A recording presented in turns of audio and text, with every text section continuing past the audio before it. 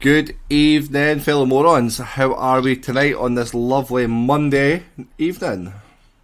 I'm good. It's a wonderful night. Wonderful night. Useless. Especially feeling fantastic after last night, that's for fucking sure.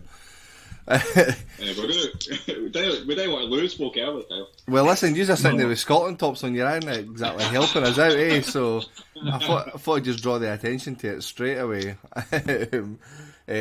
Hunter's on a casting couch as well, so we need to try and change a different audience. But guys, I'll be replacing the trophy with Bonucci and Chiellini later. Is Harvey Weinstein the other side of that camera? oh Jesus Christ, man! I actually thought you'd done your bedroom up, Hunter. I thought you got some neon lights background and that. How did we go up the last week?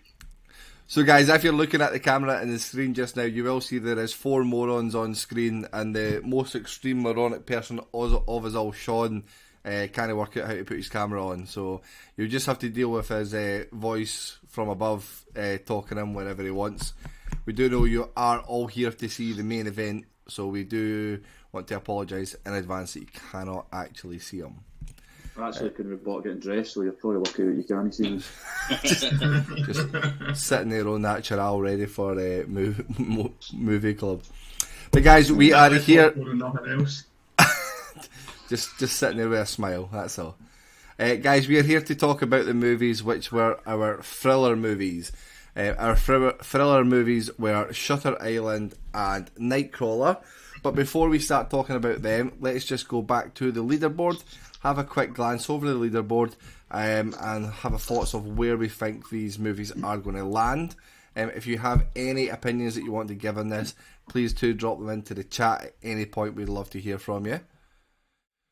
So the leaderboard is now on screen. As you can see, Parasite, I think it's going to be there forever. At number 1, it is sitting pretty at the top. Closely followed by 7, down to Shawshank Redemption, Wolf of Wall Street and Fight Club making up the top 5, with No Country for Old Men being the only other movie that is ranked as a 4 or higher. And obviously, unchallenged at the bottom. We're going to probably have to stop talking about it every week because it's not going to change. But Zulu Dawn is still sitting down there. Dark Crimes and Mega Shark vs. Colossus. The movies from last week that joined the list were The Departed, coming in at number 11 at 3.7. And guys, what was the second movie? I don't know. It was cop movies, so what was Cop movies? Breaking Point or Point Break, whatever it's fucking called. Point Break it was, aye. Oh shit. Breaking Point, which was Hunter's relationship after his partner had seen the scoring that he gave this. Point Break came in placed at 36 with a 1.35. So really low scoring for Point Break. And like we say, this was nearly an ending of a certain moron's relationship after his missus had seen how well he scored her childhood movie. Unwell he'd scored it. Well, that's probably more appropriate. But we are here to talk about our new thriller movies that we decided to watch. These again were voted by our Instagram. Daniel kindly puts up the qualification brackets for the movies every day on Instagram, so please feel free to jump on. The Instagram page is below there of Morons Movies. Jump on there, get involved in the voting. We are speeding up to 1,000 followers. Daniel, we're over 900 now, I believe. 920 something, I think. So it'd be good to get 1,000 this week.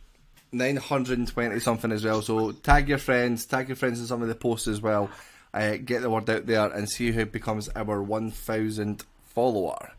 So today we're here to talk about Shutter Island first of all. Just to give you a brief overview of what Shutter Island is, if you have not already seen it, this comes straight from IMDb. It's a movie that came out in 2010, and the synopsis here is, in 1954, a US Marshal investigates the disappearance of a murderer who escaped from a hospital for the criminally insane. Directed by Martin Scorsese, and starring Leonardo DiCaprio alongside Mark Ruffalo. Out in 2010, and I'm sure Sean would have been raging because this movie was over an hour and a half at 2 hours and 18 minutes. Guys, who wants to jump in first? I think Mr. DiCaprio Sean should start with this one. Right, fanboy. The boys from Do you know what? Boston This is why you've got your camera off and you're not dressed, because we're talking about DiCaprio. You've done me. I've been caught. I'd only seen this once, and it must have been when it first came back out, because I couldn't remember literally anything apart from the big twist at the end. Is probably the only bit that I could remember. But I just found it I've said this before. I don't like trippy films with a lot of hallucinations and all that kind of stuff in it. I always zone out when it's films like that. That's one of the big reasons that I hated that Fear and Loathing and all that. Like I just absolutely despise it, and I zone out. And obviously this is a bit different. It's no like a daft film. It's meant to be serious and stuff like that, and all these people that you see in. I just kind of feel myself zoning in and out of the film quite a lot. And then when I was zoning back in, I was like, what the fuck's just happened there? I actually didn't particularly enjoy it up until the last kind of half hour when the twist happened, and then that was probably the best part of the film, was just the last half hour. The build up to it, obviously when you watch it and you already know about it, it's hard to invest in it because you're picking up on every single little thing that's given away wee hints and stuff like that to the actual twist. And I think it's a film that once you know about the twist, well, for me anyway, like it's not something that I would ever really want to watch. I just don't really see the point. It's like I've never seen Sixth Sense because I already know about the twist. I've just never ever bothered to watch it because I already know about the twist.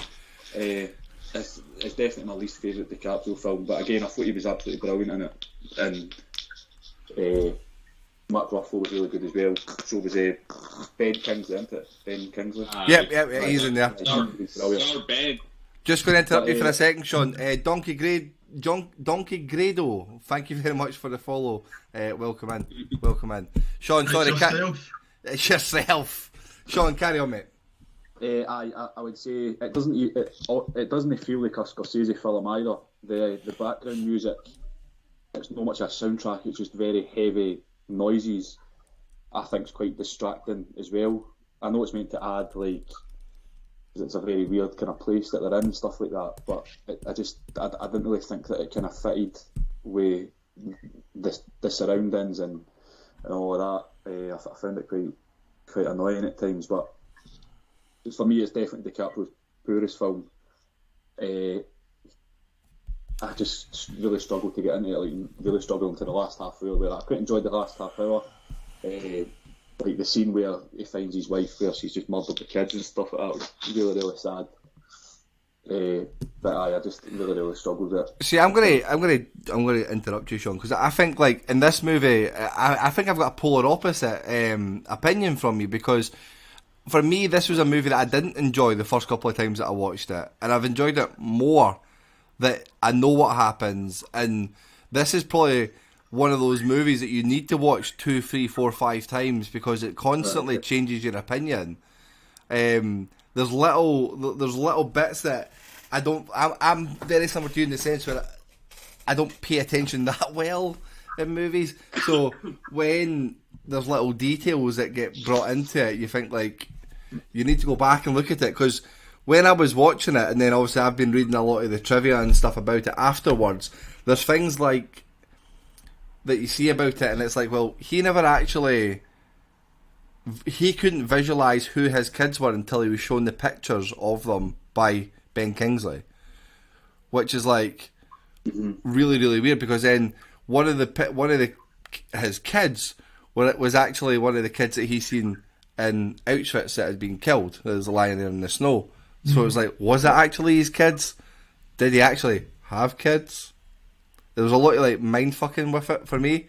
I've started to like it more. I still think I probably need to watch it another couple of times to pick up on things, because Sarah mentioned to me thing about the people that were obviously all in the mental institute that were playing along with his charade.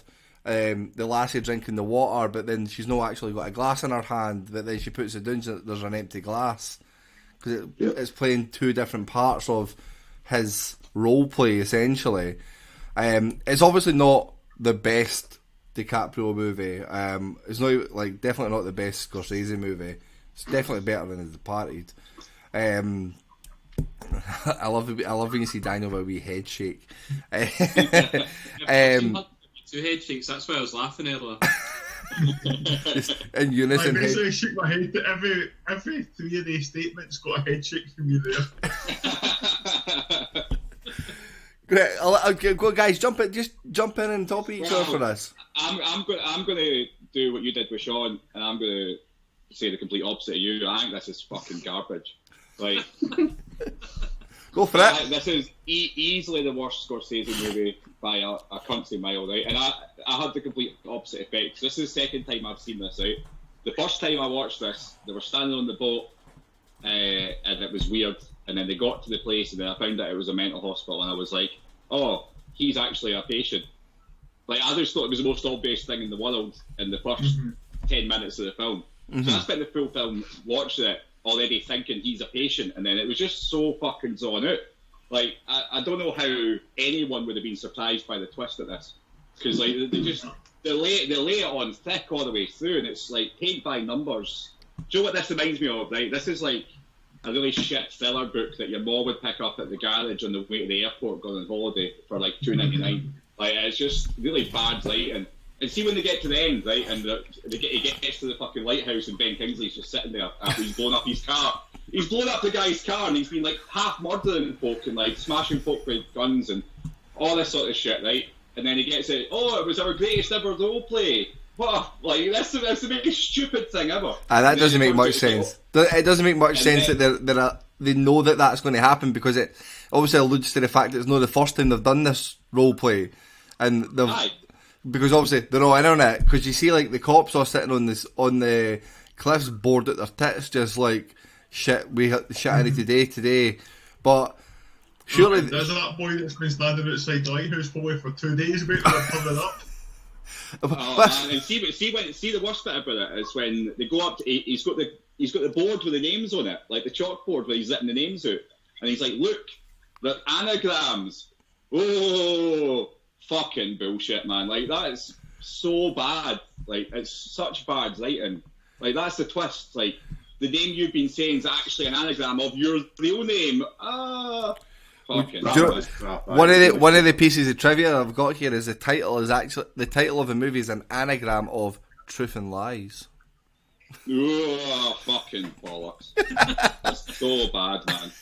And also an anagram of Truth/Denials, apparently. So, Shutter Island, you could definitely get shit something in there. I did see something else where Shut up, Island. Where they broke down. It was like Shutter Island, Shut Her Island, Shot Her Island. I was like, oh, for fuck's sake, you're clutching now. try to pull it in there. I like I say, when I first watched it, I didn't like it, and I've watched it probably 3 times now, and I think the last experience of watching it is probably my most favourite one of it. But I think at that point I know the storyline, I know the twist, so I'm not engrossed in that side of it. I'm more looking at the detail of what's it like, how does this all line up and match together, because when you watch it you don't focus on DiCaprio, because DiCaprio's in every scene in this movie. Everything's centred around him regardless of what's going on in that scene. But when you watch people like Ruffalo's character, Chuck, like, he can't even get his gun out of his belt and he's fumbling right the way through it, but he's meant to be another US Marshal that's randomly been sent. Like, see, even in the very first scene, right, they're both on a boat together, they're about to arrive at the island, right? So this is obviously a ferry, so they both got on it. And then they get up there. That is mad, right? So they've both picked up for 2 different boats, and he's been sitting screwing his mind for 3 hours before Mark Ruffalo just appeared. Aye, that's the worst bit about it. He's like, "Who are you?" It's like, "Oh, I'm your partner." Like, load it. Oh man! And from that point onwards, it was just stupid. It didn't make any sense. I mean, there was no way that there was a real connect. Like, they made it too obvious. Everything. Like, they turned up there 5 minutes later as well. He's like, "Oh, your guards are all a bit on edge," and everyone's staring at him. Like, fucking hell. Anyway, somebody else go. I'm getting too annoyed with that. Burnsy. Sorry, I'm jumping. anyway. So, I I was surprised at the twist. I didn't see it coming. I raised my hand when you were talking, Daniel, but I think you spotted me. Sorry. That's all I'm right. sitting 5 minutes, it's fine, we'll let you speak then. That was the reason I did it more than anything. And then also, like, I think similar to, well, obviously you said you've watched like 2 or 3 times, Kel, or something like that, but it was my first time watching it, and I think going back, I would enjoy it more a second time because I really didn't see the twist coming. I thought the parts that I liked about the film was like, although it was based in 1954, it didn't give off, I didn't think it gave off that older film vibe, which I've said before how any movies that are, say, this old, they always seem a lot really dated to me, whereas I didn't think this gave off that impression. It did seem pretty, it came across pretty modern to me still. I thought Ben Kingsley, he was probably the best I thought in it. And going on, we agree with Sean in terms it's definitely not the, I think every DiCaprio film we've watched so far is definitely far higher rated than this one. I thought like when that Rachel Soldado was hiding, she was like, he went to find her and then she was like, she was playing on with the story, saying that, she worked in the hospital as like a, kind of, which was she a psychiatrist or something like that. Right. But it didn't seem as if at that bit I was like, why is nobody even bothered with finding her? Obviously, like 10 minutes later, then you realise, oh, it's all an act. But it was at that point, it was kind of, that was the only time I kind of thought there's something dodgy about this. I didn't click on until he went up to the lighthouse, and obviously they gave the explanation that it was all like a role play. I didn't have any idea until that point.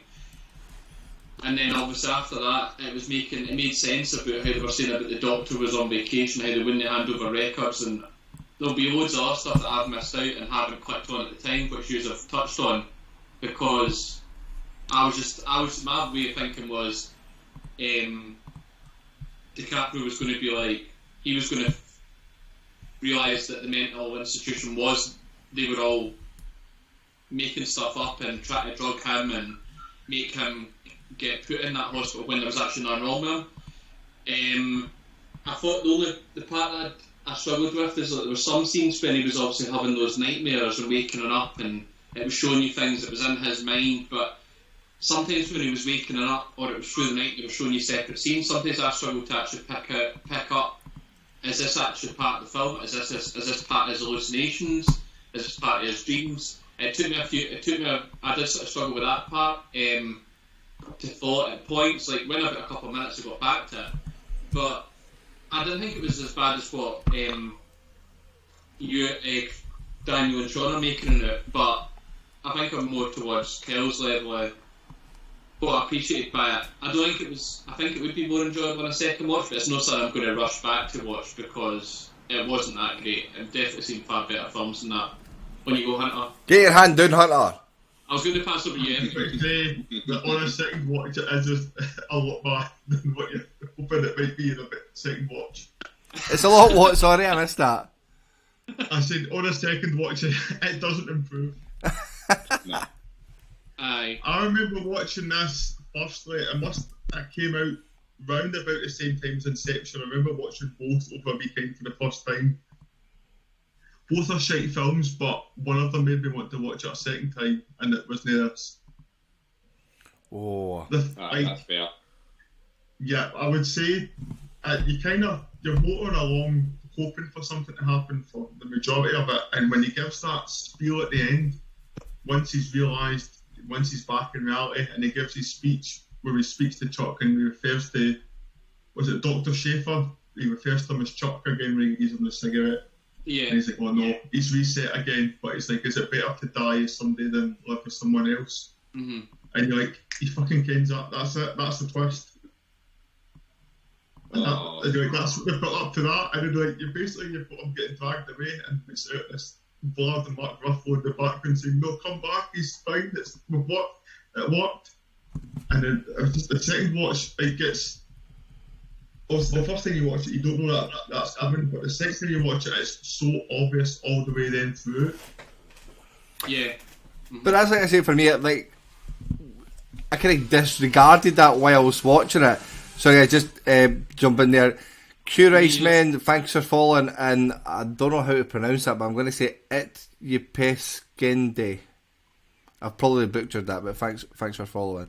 Were you going to say that you disregarded that you'd watched it before and knew the twist was coming? Is that what you were trying to say? I never quite No, so like obviously knowing the twist is coming, knowing what's going to happen. I was watching it more like looking to see why it's always deemed as being like a controversial movie where people are like, oh, there's so much twists and turns, and because there's things that I noted down, right, where it's obviously all about his wife getting burnt down, but then does his wife get killed in the house fire? No. Or does she get shot by him, right? She got shot by him.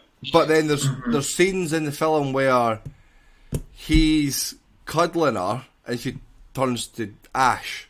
Mm-hmm. That's his scenes. Yeah, I know that. But then it's like, to me, I was a bit like, alright, so when I add that in with the kids as well, when I said earlier about him not being able to identify who the kids were, like, has he just killed her out of, like, cold-blooded, were the kids actually a part of the whole scenario at all?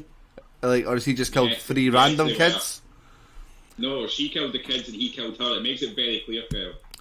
But there's loads of other suggestive bits in the movie. Like, on the face of it, it's not a crime that would have him committed to a mental institute, but it's the fact of what she did to his kids. He walked her out and he refused. That's the twist. He refuses to accept reality as reality, so he's made this whole spiel. Mm-hmm. That's it. That's why he's in there. His crime on the face of it isn't enough to get him committed, but because he's got this. How his brain developed after it. That's why he's in there. Aye, he's pretending to be somebody else instead of accepting his wife, basically. Trying to find himself also at the same time. Let's bring obviously, if you're going to make up a new name for yourself, it'll be an anagram of your actual name. I wouldn't even know how to fucking do that. Well, neither did they. Look how stupid the names are. Like, they've obviously got two normal names and they've tried to squeeze these shitty other names out of them. Christiane Rinaldi, that's what that reminds me. The only names that are anagram Don't you bring that up. I totally forgot about that, Sean. That was the fucking website that done me, no? That was the... I never... Would you not check it if you're the quizmaster, though? What? Would you not think of checking it if you're the quizmaster, though? No, I just relied on the website. Anyway, well, we won't go into Sean's shitey quizzes now. That'll put the 11 viewers that we've got off right now. I was astounded that nobody got it. I'm like, it's Cristiano Ronaldo, for fuck's sake. Absolutely no one's got a clue who it was. Anyway, let's move on from that. I think it's about time, guys. I think we've given it quite a clear opinion on where we are at with Shutter Island. Like, I'm not putting it up there in the pedestal as being a good movie or a great movie or anything. I just feel like it's been better the more times I've watched it. But I think that's probably me trying to look for details to make it more interesting, if that makes sense. But I think we should score it. Daniel, Instagram, I seen you put a post up today asking our lovely followers what was the responses like for this movie. I bet you this is fine. Oh man, see that's the thing, right? I don't understand it because everyone I spoke to seems to like this. But I told folk at work we were watching this, they're like, "Oh, that's good." And I'm like, "No, man." So yeah, on Instagram, this got quite a lot of votes, and overall it got a 4. There was a few people in there that were I could tell liked the movies and gave it like a 3, but a couple of 5s in there and ended up with a 4 overall. Yeah, it's definitely one of those movies that why do people like it? Is it because it's DiCaprio and Scorsese that it gets held up on a pedestal like The Departed when it's actually shit? Do you know what I think it is, right? This reminds me of a bit like Knives Out, right? See if you've never seen this. The fact this is a story that's been done a million times. Do you mean like it's a type of thing I expect to see on fucking Goosebumps or something? Like they've got. Hey, don't shit on Goosebumps. I know, but like I just mean it's like basic. Do you mean like somebody works at the mental hospital, but actually they're a patient? It's just the same as like Knives Out. It's like a shitty Columbo. Like it's just like basic stuff. And I think if you're maybe not that smart, you might find it quite interesting. Well, there's 1.2 million people that have voted for it on IMDb, and it's coming at an 8.2, so a 4.1 on the Morons scale. Rated very, very highly. It's actually rated up there as the number 157th best movie of all time on IMDb, which shockingly wasn't voted or nominated for any awards at the Oscars. You'll be shocked to hear. But guys, let's give it our Moron score. So for those of you guys that don't know, we score this anywhere up to 5. You can go 0, 0.2, 5, 0.5, 0.75 or 1. Just go up in increments like that. A reminder again that our top movie is sitting pretty with a 4.65 overall across the 5 of us, and we have 1-0 in there. So where do we put Shutter Island? I've taken a list of names here. I'm going to go with Burnsy first of all. I'm going to give it a 2.5. Skelf in the arse, sitting the fence, 2.5 from Burnsy. I was hoping somebody else. I was hoping to get more scores where I'd say than mine. I was also wondering when you were talking about Knives Out, where that it's definitely worse than Knives Out. I think I maybe scored that I think I personally maybe scored it a 3.25 or something. So I'll let you know where Knives Out is once we get to the overall score for this. Daniel, I'm sure you're going to give it a glowing review. I've said all I have to say about this, and I'm giving it a 1. Oh, scathing 1 from Daniel. Sean? See, I didn't really enjoy it. I just zoned out. But I don't really know what to give it. I'm trying to think about other shite that I've watched and I've scored that. I'm just going to go and I'm going to give it a 1.75. A 1.75 from Sean. I've obviously got the benefit of having the other movies in front of me just now. So I'm going to give it a score of a 2.25, and I'll give my reasons for that after Hunter gives his score. I'm going to go for a 1, so that on the face of it, when I present this argument to my former missus, who will hopefully be my missus again, 0.5 higher than Shutter Island. Yeah. This is where I'm looking at it. Point Break is definitely better than this, so it can't. I'd gladly watch Point Break again over watching this for that time. Shutter Island. Burnsy, would you rather watch No Country for Old Men or Shutter Island? 100% Shutter Island. No. Burnsy, I'm going to stop biting to that. Burnsy, I've stalled enough for you to get your fingers and toes out to do the maths, but what are we scoring at this? It's a quite low rating, I would say, of 1.7. 1.7, guys. So to tell you where that goes on the leaderboard, let me just get the leaderboard up on the screen. A 1.7 puts this movie bang joint 32nd with Bridge of Spies. Oh, that's low. I'd say it's about that level with Bridge of Spies. So just above Pet Sematary, Ballad of Buster Scruggs and The Five Bloods, but below Glory, Boyhood, Us, JFK and Knives Out. See, I think we need to rescore JFK. That's far too high. But well, I looked at it, I was like, Knives Out 2.3, like, yeah, it's probably in that bracket of type of movies, but I think I'd probably watch Shutter Island before Knives Out. But I wasn't not big enough to score it at 2.5.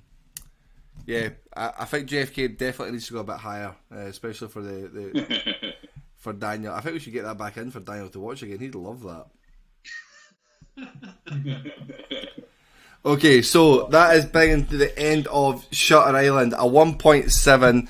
I will add that onto the leaderboard so that it joins in correctly for later on. We are now going to jump into Nightcrawler. To give you a bit of an insight to Nightcrawler, this movie came out in 2014, just shy of 2 hours, at 1 hour 57 minutes. This is when Louis Bloom, a con man desperate for work, muscles into the world of LA crime journalism. He blurs the line between observer and participant to become the star of his own story, starring everybody's favourite Jake Gyllenhaal. It's always cool to see Bill Paxton in a movie as well. Love a bit of Bill Paxton. Same. So, let's just jump straight to Hunter. Hunter, take us away in your thoughts on Nightcrawler. This was similar to Shutter Island. This was the second time I'd watched this film, and for this, I was so disappointed the first time I'd seen it, and those levels of disappointment just rose the second time I'd watched it. I would claim watching Nightcrawler, like watching somebody who's basically on their dying bed in the hospital, and they've got that wee green line that's going along like for 80 minutes. Then you get that one murmur of excitement when the heart kicks in again and it just dies again. That is the fact you can get Nightcrawler into a thing, that would be it. So you're likening watching... It's quite apt, that, Hunter. I'm laughing, but it's actually quite a good...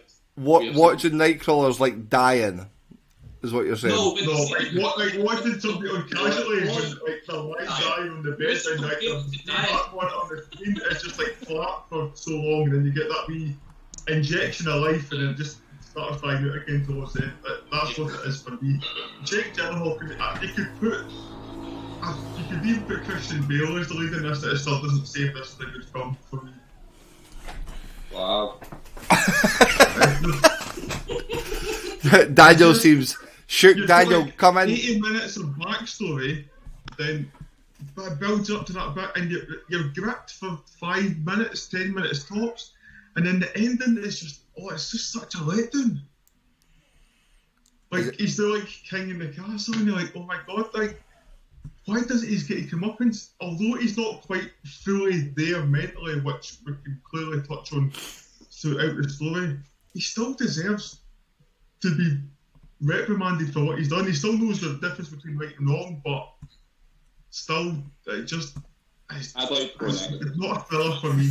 Or something. Do you not think though that usually, like when you see films, I agree with you, but do you not think that you see a lot of films and everybody always gets a comeuppance? That it's maybe that's the reason they've done it. So they've kind of thought, we don't want to go with that ending that people always think is going to happen. We'll make it so that the character's actually done wrong the full film. Possibly.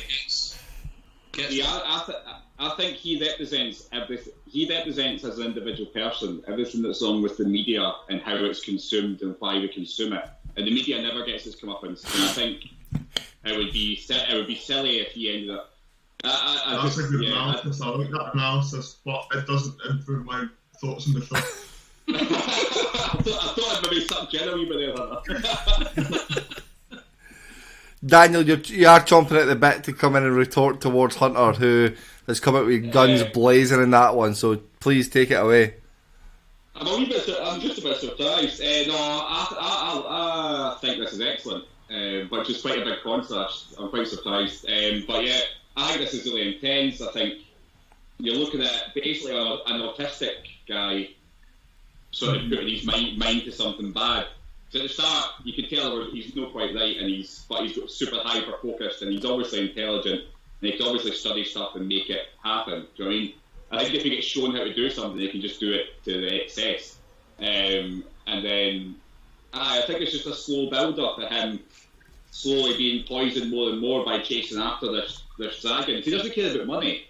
You notice, like, he buys a fast car so that he can just get to crime scenes faster. He negotiates for more money. Like, I think the best scene in this movie, isn't it, when he goes into the murder house, or when he turns really evil at the end and starts manipulating the crime scene, and that's when you know he's really gone over the edge. I don't think those are the best bits. The best bits when he's negotiating for the 15 grand. Like, I just thought that was excellent, where he's understood his worth and he knows now how to negotiate, and it was all about status for him. He didn't even care about the 15 grand, he cared about winning that little conversation, and then he cared about getting everything he wanted. He wanted the video news productions or whatever it is to be on the air. He just wanted to be successful. But he's just a guy chasing after this American dream of success, and it's like that's what the paparazzi are. They only exist because as a public we consume it at a fucking massive rate, like it's McDonald's. Like, show us more pictures of terrible things happening. It's like, this is like a movie version of everyone turning their head on the motorway to see a crash. Like, I was going to say... Sorry, the dove from above. You can come back in and have a and tell us, mate. Sorry, I didn't. Sorry. No, carry on. Jump in.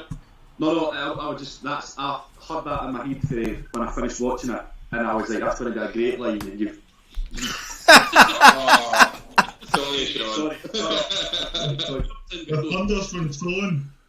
Keep going. You were. I think Jake Gyllenhaal's excellent. I did get Hunter's point that very little happens, but I think it's more. I just saw it the way I've just described.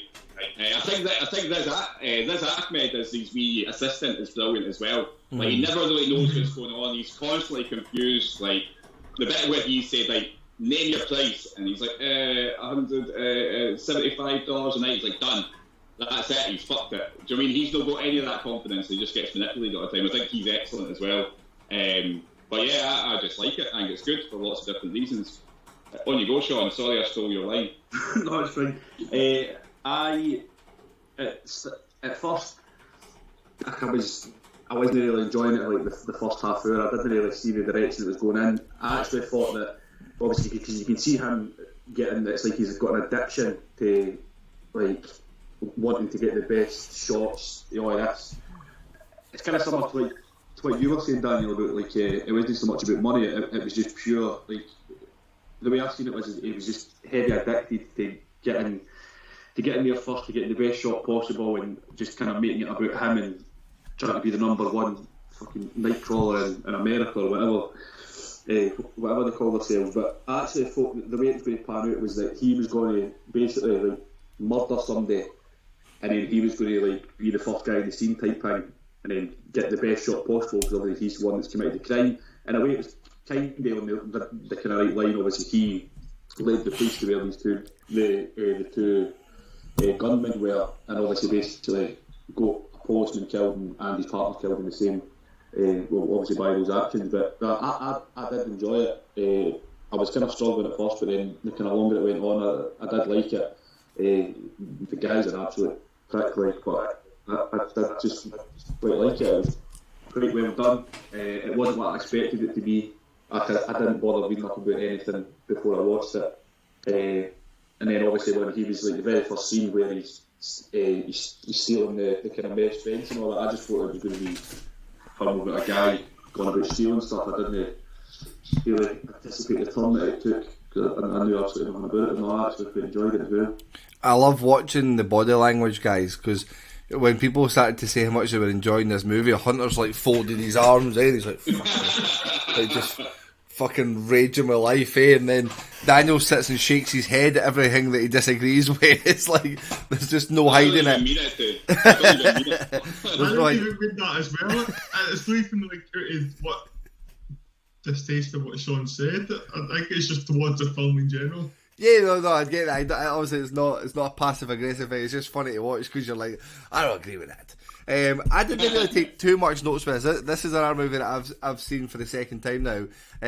I'm definitely in the I enjoy it camp. It's a really interesting concept. He's the creepiest bastard ever. I can only think of certain one or two people ever that are just up there in that level of creepiness. But he's like constantly talks like he's your manager. Do you know what I mean? Like he's constantly talking with this Google smart terminology that he's picked up. You can tell he's probably sat in his house because he even says in the movie, I learned this all on the internet. It's like you can picture him Googling how to talk professionally, how to talk like you're a leader, and like learning all these scripts because he comes across really, really intelligent, but there's no much substance to it.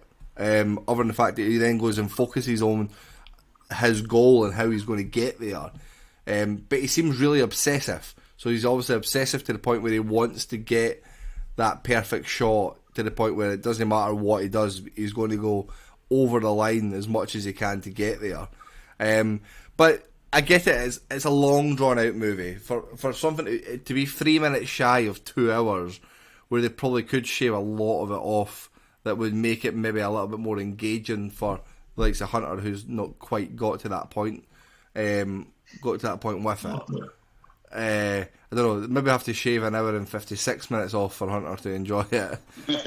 Make it a TikTok. Just make it a TikTok, eh? Well, that's long enough. Burnsy. Provide 6 seconds of enjoyment. That's why look, that's another reason his missus got rid of him. Right, Burnsy, give us your thoughts. I'm assuming this is the first time you've seen this movie. Of course. And the first time you've seen Jake Gyllenhaal. And that was where I was going to start. Well, I'll start with him since you've mentioned it. Is that I didn't really know what to make of him. It's like I didn't think he was that great in the role. Like I just didn't really care about him throughout it. Like he was just obviously he comes. You're thinking you're going to think he's a complete arsehole when you get to the end of it. All the stuff he's done, but then you're going to think he's got his own demons, etc. But he just. When I was going through it, I was just like, I don't really care what happens to your character. There's none about the film with him that was really making me want to carry on watching. I think what Sean said about if him murdering someone and being the first in the scene, I think that would actually been a good idea to have, because there was a lot of the film, especially like Hunter mentioned about the first hour and a half. Basically, it was really long and drawn out. Like for the very start, when he was like he stole the bike and he sells that, and then he just decides by basically being at a crime scene that he's like, I'm going to become a freelance journalist and I'm going to try and get best shots. It was just that random a reason to get into that career. Also, once he gets into it, like you had said, Kel, that he does get obsessed with it and becomes really invested in it, which then you realise that's probably just what his personality's like. And then when he's working with his boss at the TV station, he just turns into this absolute creep as well. Which I was just like, oh my god, is like, what is going on? The only bit that really I did like, I'm going to score it higher than what I've just lambasted it for the last minute, but I've realised that this film, I'm going to give it a 4. Film's pish, Jake Gyllenhaal's pish. I think 5. I think I was going in and out of the film. So like, see when he sabotaged the other freelance journalist Span, I never spotted that, but I think it must have been either subtle or just that I wasn't paying attention and I missed that. But obviously I saw the crash and him being on the scene and all that kind of stuff. And when he's looking up at him, then he's like there for the shot, and he's not dead by that point. But it's quite obvious he's going to die, and he's like obviously showing him like after when that guy was wanting him to join his crew and become this mega company, which he ends up becoming himself at the end.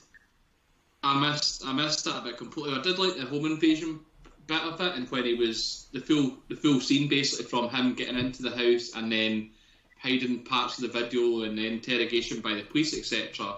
That was the only bit that I really got invested in. And then the ending, it just seemed to come really flat at the end. It was just like, all right, he's got all these extra people working for him. I was expecting some kind of bang at the end, not just like, everything's fine. The end. That was it. I mean, his partner died. Some cops died. Like, everything's fine. And a movie about journalism. Remember they're stirring the pot like this at the end.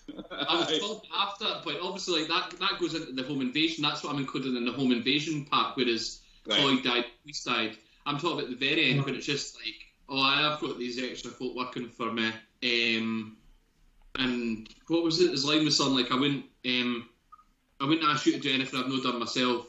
And I was just like, for fuck's sake, that's it.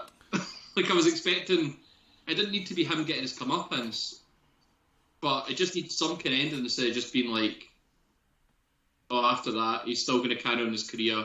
There was no change. They could have, that was going to be the ending. They could have just said, that kind of touches on what Daniel said earlier, like, no matter what happens, like, you could have, like, similar to what's happened recently with the mainstream media will change their opinion. They'll just jump on something and have an opinion, and no matter what they do, they're always right, essentially. They'll just still keep doing what they're doing. Change their opinion as the wind blows, and that's basically what he's saying. was Jake Gyllenhaal's character. It's basically just a visualisation of that, obviously on the American sense compared to ours. I would also say that he's also like everyone that's ever posted on social media that their granny's in hospital or that they're visiting their granny in hospital or posts things for attention or shares horrible stuff. Do you know what I mean? Like, everything's this now constant race to the bottom of the most horrible shit people can come up with. Do you know what I mean? No one's shocked by anything anymore in the news. So, and that's what this is like. I mean, it is outrageous, the fact that anyone would want to watch inside the home of murdered folk, right? But then every single one of us has watched true crime documentaries and talk about them all the time. Yeah. Where we all do it. Do you know what I mean? So we're his audience. And I think it's supposed to portray that to you watching. Like, I think this is our fault. Do you mean folk like him exist because of us and all of us? I think as well, see, because obviously I had to actually look after it to see I'd forgotten what actual kind of films I was watching. It didn't, like I said to you, it's like it didn't actually feel like a thriller movie to me. It just felt like a movie. Like I wanted something major to happen. Obviously, there's the home invasion part. Apart from that, like I know obviously that's going to be the big bang of the movie, but I wanted more from it instead of just like that scene and then all we other bits building up to it and it being a really slow burner. But it was okay, but nah, just not for me. Well, I do that. Like I was never on the edge of my seat during this, but I still quite liked it. But a thriller for me is like something that like has me like on the edge of my seat, wondering what's going to happen next. But this, like, and I did like it, but it just felt like it just never really hurt me like my heart. We can blame Daniel for including it as a thriller. Similar to what you've played, Sean, I was never on my edge of my seat for this, both things I'm watching, even though you do get drawn in with the whole home invasion. That's it. That's the movie peaks that whole storyline from the film. But can you, if anyone who's watched it, like those between episode 2 and episode 3, episode 4, like when you watch Making a Murderer for the first time, and you're like, oh shit, I just fucking done that. Like that's edge of your seat material. This movie never. Well, guys, we can't put the blame. Can't put the blame fully at Daniel for this. We do have to blame the 900 other people on our Instagram that voted this as a winner in 4 different sections. We could have been watching Cape Fear, guys, but we were watching Nightcrawler instead. Guys, there was a lot of good movies got missed out for this week. Like. We just need movies with less attractive male leads, then we'll get the movies we want. That's it. Speak for yourself. Well, I think, does anyone else have anything more they want to add on Nightcrawler? Nope. So I pulled out very small pieces of trivia from it here that Jake Gyllenhaal appears in every scene in this movie, very similar to Leo in every movie he's ever done. And Jake Gyllenhaal also, I thought this was the most interesting part. He lost £20 for the role because on his own idea, he visualised Lou as being a coyote, which makes a lot of sense when you think about it. You didn't look at it? That load of nonsense. It's just that's a load of shit. That is a load of crap. See that? That's where I take, right? A fucking up his own arse Hollywood actor thinking that he's being fucking all smart, and I see that's just properly knocked off a 1.5 off my score. How dare he try to method that? One of Patrick Swayze spending 6 months skydiving for Point Break last week. He just followed on. Honestly, just a pile of shit. Like, seriously, somebody up his own arse. A wee hungry coyote though, like rummaging around trying to get scraps out of everything he can. No, I think he just means like a scavenger. He wanted to be like a scavenger. I think you're getting a bit too angry. But then he doesn't need to be skinny for that. No, but he doesn't need to be skinny for that. This could have been an overweight. So we can see his facial expressions. The lead character could have been the Jonah Hill at his heaviest, right? And it wouldn't have made any difference, I don't think. You could have still portrayed this very weird, borderline, insane kind of guy. It doesn't matter how scrawny he looks or anything. Obviously, I'm just speaking from our point of view. But I can't stand for that shit.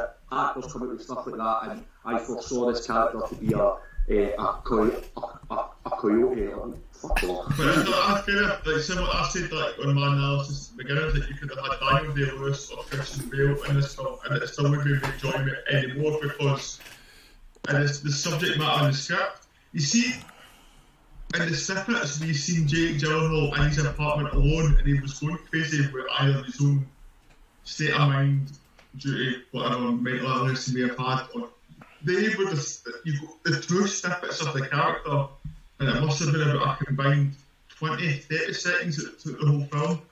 Obviously, apart from the fact that he's doing his own mother dependency on the newscaster or the news box that woman is at the news station, but those snippets at the apartment where he's wrestling, I don't know if it's with his good or bad consciousness, but he just starts smashing at the mirror. I thought you got his two snippets as a person in those.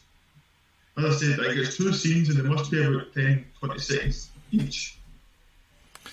Well, there's going to be a thing you picked up here on IMDb, Sean, that's going to really tip you over the edge, because 612 people out of 631 found this interesting, that the coyote theme became so strong it was considered as an alternate title. Bastard your pish. Honestly. Load of nonsense. Well, I think we should then go and find out what our Instagram followers thought of this movie then, Daniel. Given it. But before we do that, let me tell you what IMDb has it as. So 485,000 people have rated this a 7.8 out of 10. So, yep, it is a 3.9 on the Morons scale. So Instagram, this one got quite a lot of votes as well. Slightly higher, a 4.2, so slightly higher than Shutter Island. This was well liked as well. A few fives in there. A few fives come in for it as well. But we're going to jump into Burnsy, who is going to has promised us he's going to score it higher than what he spoke at. Yeah, I know Shutter Island got 1.7 overall. I rated Shutter Island higher than what the overall rating was, so I'm going to be kind and give it a 1.75. I'm going to take out where Shutter Island is in the leaderboard and just go with my own thoughts on that. So it's worse than Shutter Island for me, but it was a decent watch. It's just that if there was something to rate it higher, which I think a couple weeks are going to do, it's just that it needed to be more action in the movie to get me on the edge of the seat.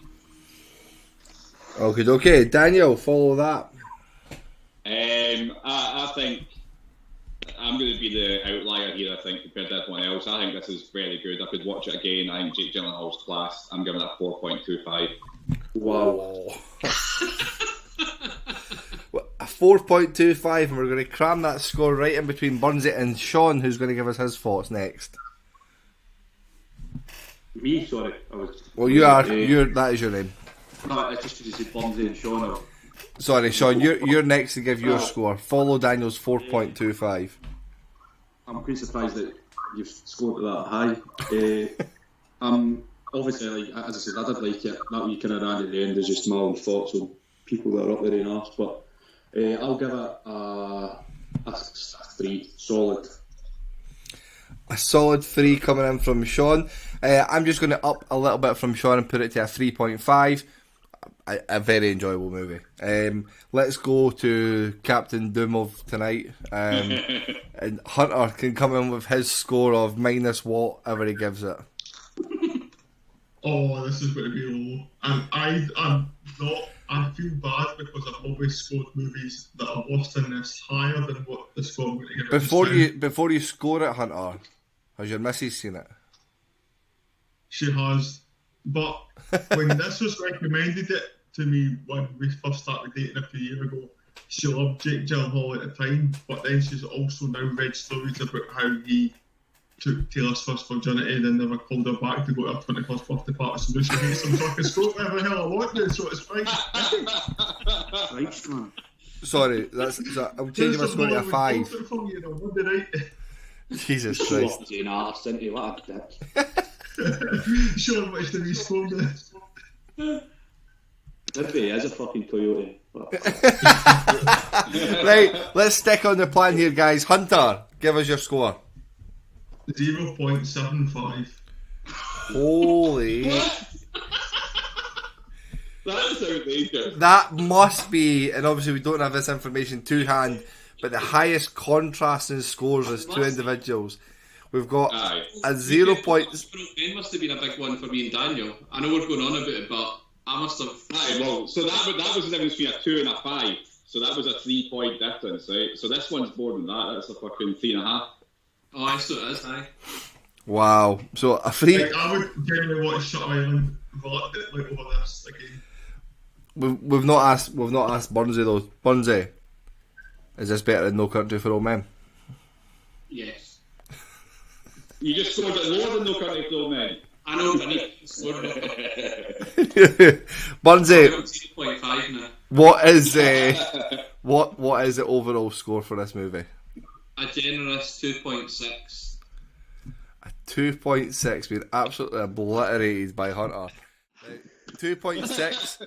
I'm going to put it up on the leaderboard just now. 2.6 takes it into directly in between Wreck-It Ralph and What We Do in the Shadows. So some movies. I like both of those as well. So. So this is very close to Knives Out, JFK, and Us. What way is it above them or below? Well, this does come in above them. Some movies slightly above this are Into the Wild, Who Framed Roger Rabbit, The Wanderers, and Heat. I've got to watch all of them before this again. 0.7. Yeah. I'm still flabbergasted. 0.75. I'm still flabbergasted by that. It's just like. It's close to me. Well, guys, that does bring us to the conclusion of the two movies from our thriller week, which is Shutter Island and Nightcrawler. Nightcrawler being the most successful one with a 2.6 and Shutter Island coming in at a 1.7. So a big step back from the movies that we did watch previously. But we do have some exciting movies to tell you about what we're going to watch next week. And can anyone remember the theme of what next week's movies were? 90s comedy. 90s comedy. So let's put the next week's movies up on the screen. And here they are. So the winners from our Instagram polls, which I believe were very, very interactive, Daniel, on these ones. Yeah, we had over 600 votes this week, so if we can keep that up, that would be class. So yeah, a lot of people getting involved. Over 600 votes. Yeah, between the whole competition, obviously. Of course, but there was an absolute clear winner and a fan favourite from everybody when it was put up against anything, which was Mrs. Doubtfire. You could have put Mrs. That Doubtfire. was a colossus, man. That just hammered everything that went up against it, man. It blew my mind. Which is, I'm absolutely buzzing to watch Mrs. Doubtfire. It's been so long since I've seen that. And the second movie is Ace Ventura: Pet Detective. So, two absolute belters movies. Has everyone here seen both of these? Yeah. Yeah. Happy days. So even It's been a long time, man. It's been a very long time. I don't think it's this millennium for both. What I'm more excited about is the contrasted comedies from Robin Williams to Jim Carrey as well. Both at their peaks as well for these types of comedy movies. It is going to be a very, very good one. But that brings us to next week, so join us next Monday to see our thoughts on that. But before we finish up, we are going to spin the wheel so we can get in the category for the following week. So let's get the wheel spinning up on the screen. Let me just close that, that's fine. Okie dokie. This is my favourite bit. It's the only reason I know, man. The wheel spin. The wheel spin. So a reminder of the categories that we do have. So we currently have war movies, hunters movies, 90s action, horror, coming of age, 80s comedy, fantasy movies that I'll pick, romance, noughties action, true story / based on true events, sci-fi, Daniel's movies, foreign language, noughties comedy, Sean movies, animated, 80s action, British, and fuck knows why, but we've gave Burnsy a category as well. And Daniel Day-Lewis. So if it lands on Burnsy, we're basically getting a shot at glory and Liverpool's Istanbul. That will be the two movies that we... The one where, what's his name, the boy for Band of Brothers, Daniel something, the boy with ginger hair. I quite enjoyed that one. I don't know what you're talking I about. can't remember his surname. The boy with, he was in What's You it think- called? Lewis, is it Lewis? Damon Yeah. Lewis. Damien Lewis, that's it. Damien Damon Lewis, Lewis. that's the one. Oh, but Jay Damon, thank you very much for being from the start, pal. I appreciate you being here. I'll be at your streams to catch up with you soon, mate. Let's spin the wheel. So what are we hoping for? What is the category of choice that you would like? Not war movies. Not war movies. Oh, that would be- Not actually.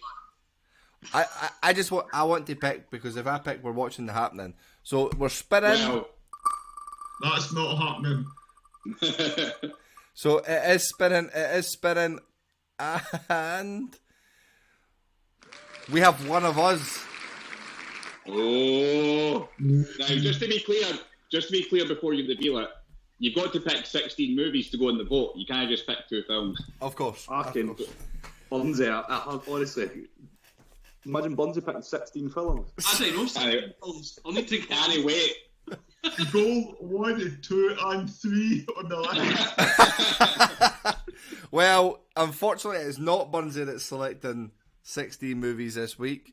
It is going to be our resident Mr. Doom tonight. Mr. Hunter is going to be selecting 16 movies to watch. Fear and Loathing is not allowed on the list under any circumstances. Almost Famous, plus, in fact, Almost Famous and Once Upon a Time in Hollywood. That'll be my 2 winners, hopefully. Just hold that for Instagram. So please follow us on Instagram. You can get us a little peek of Hunter's choices. That'll give him something to do in the hotel tonight. Give his wrist a break. So that he can find out what he's going to be doing. But this is actually quite exciting. I'm quite keen to see what Hunter's going to have on there. So yeah, please follow us on Instagram. Get involved as part of the voting schedule. That would be fantastic. We are going to, however, finish up the stream just now. And as always, every week we will send you across to another Twitch streamer. We will send you across to a Twitch streamer. Please, please, please give him a follow. Say that you've came in from the Morons. And have a good night. Easy as that. Thank you very much, everyone. Take care. Bye-bye. Bye.